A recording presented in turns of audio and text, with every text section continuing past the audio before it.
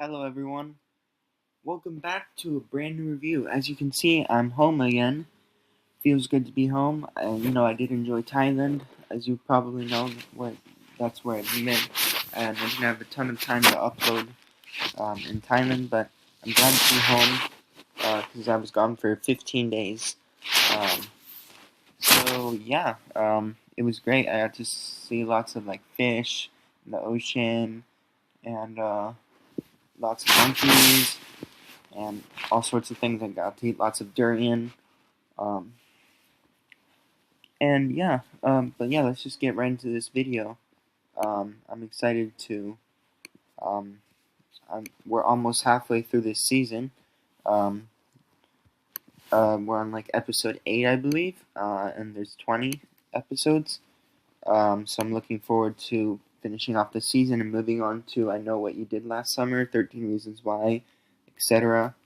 Because as you know, this is a lot of work. So thanks for watching this video. I really appreciate it. Sorry, just a second. Okay. So anyway, today we're going to be reviewing the episode Blendin's Game of Gravity Falls. Let's just get right into the video. Um, okay. Let's get started. In the year 2701 2712, I think that's what it is. Blendin. If you haven't seen my episode, The Time Traveler's Pig, watch that episode, because otherwise this episode will be very confusing. Because Blendin is specifically this episode is specifically tied to that episode of season 1, I believe. Escapes the infantry and is pursued by the Time Paradox Avoidance Enforcement Squadron. Invoking Globnar, a futuristic gladiatorial game controlled by Time Baby. Upon capture, he names Dipper and Mabel as tributes to challenge him in the said arena, fueled by his hatred towards them after the events in the Time Traveler's Pig. If you haven't seen that episode, you've probably seen that episode if you've seen the show, but if you haven't seen that review, then watch that review. The Time Traveler's Pig, Season 1, Episode, I think, 9? Let me see. Yeah, Season 1, Episode 9. Because otherwise it might be a bit confusing if you haven't seen that review. Or, I don't know, maybe it won't be because you've seen the show. I don't know. But it probably will make more sense if you watch that review first. But I'm sure you probably have been watching them in order. I don't know. Anyway, rewind to the 21st century in 2012, where Dipper and Mabel are in the Mystery Shack attempting to purchase Yumberjacks from the vending machine. When the tidbit gets stuck, Zeus helps them out by doing a special trick, opening the machine and using the candies inside to shower the twins with a candy blizzard. Mabel tries to eat the candy without taking the wrappers off, resulting in a mistake as she chokes on the candy and spits it out quickly. Zeus then puts coins in the machine to pay for the candy he just took out, explaining that he'd do anything for the Pines family. Sen calls Zeus over to help him scratch 2 places at once, to which Zeus happily goes. And he says, anything. So that's kind of implying something probably inappropriate. I don't know. 2 places at once, but I don't know. Maybe it's clean. I don't know. I always thought it was inappropriate, but I don't know. Maybe I just have a dirty mind.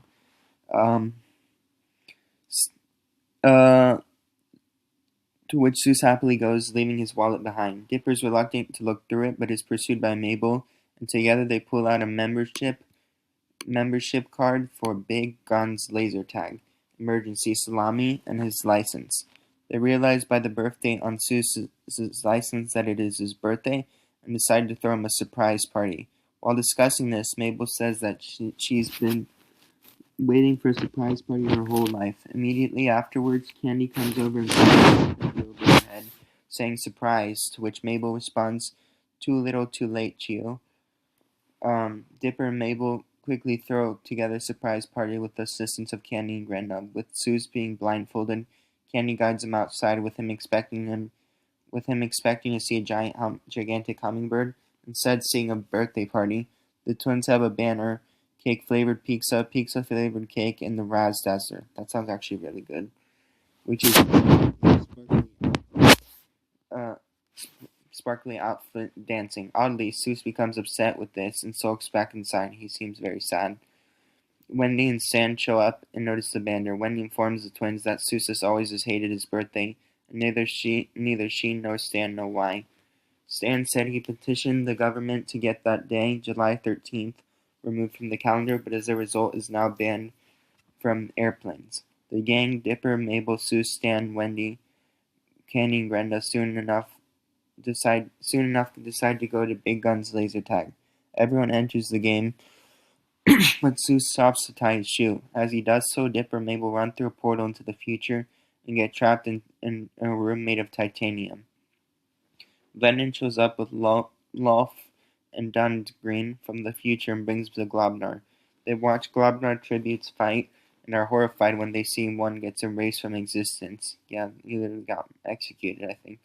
They are told that if Blendin wins, then he chooses the fate of the twins, which he swore to wish they were never born, and in addition would be granted any wish he so desired. Paradox free. They take the tape measure time machine off one of the time officials escorting Blendin and travel back in time by accidentally 10 years back to 2002. The twins dive under bed when the three arrive in the same time period. They land in the mattress store, where the laser tag had been rebuilt many years later. The time device is broken, but Dipper claims he can fix it. Dipper needs tools, but is unsure of where to find them. They spot a sign for the Mystery Shack and make a run for it. On the way, they see young Tambry and young Wendy riding tricycles. Wendy whispers to her friend that Dipper is cute, and she blurts it out, to which Dipper blushes. And that's kind of make him feel weird because she's kind of young. She's only like 8 years old or younger. I don't know. Continuing onwards, they find a screwdriver and a 12-year-old Seuss at the Mystery Shack with food stuck in the vending machine. Mabel shows him the trick he had shown her 10 years in the future. Dipper fixes a time-traveling device with a screwdriver even when the machine is fixed. They head over to Seuss's birthday party to see if this is the birthday where all the personal biz went down. At Seuss's birthday party, it is learned that Seuss's dad would constantly promise to visit his son, only to go back on his promise at the last minute every time. That year, he got a postcard from him in New Orleans, and it was the year he realized that his dad was never coming back. Dipper and Mabel develop an idea to grant Seuss whatever wish he wanted if they completed and won Globnar. The twins give themselves up to Blendin and do the games. Not much of a fighting scene is given, but there is a race, chess, and a cyclops. Dipper and Mabel are scratched up completely during the challenges. In the end, the final task is laser tag. Much to the twins' surprise, Dipper easily distracts Blendin by repeatedly shooting his vest before the fog machine turns on, while Mabel grabs the wishing orb. The fate decided for Blendin is that he will be spared, even though Mabel initially says death. She yells death, but then Dipper tells her not to. Wish that upon him. Is that he will be spared, and as a bonus, given him some nice hair. They give up the wish to Seuss and recommends that he wishes to see his father. Seuss instead wishes for them to be cleaned up and for an infinitive slice of pizza. He says that they were always there for him and that his dad was not, so that they were his family. Seuss throws the last postcard from his dad in the trash. The episode ends in the past with Seuss picking up Blendin's screwdriver, wondering who it belongs to. Meanwhile, an angered Stan kicks the handyman Deputy Durlin out of the Mystery Shack and quickly spots Seuss, offering to give him the new job. Seuss agrees and feels accepted, which explains why Seuss looks up to Stan as is one true father figure. So yeah, that was Blendin's game, just in 10 minutes. This was a quick one actually. Usually it takes like longer. I think like at least like 15. So this episode I really liked. I definitely give it a 5 out of 5 for sure. It's one of my favorite episodes. Definitely of season 2 and of overall the the show. I think I did like it better than the last episode. The last episode was really good too, but this one was just like amazing. So was the other one, but the last one, which was the Society of the Blind Eye. Make sure you check out that review too. Um, but yeah, I'll see you guys next time for the next episode called The Love God. Bye.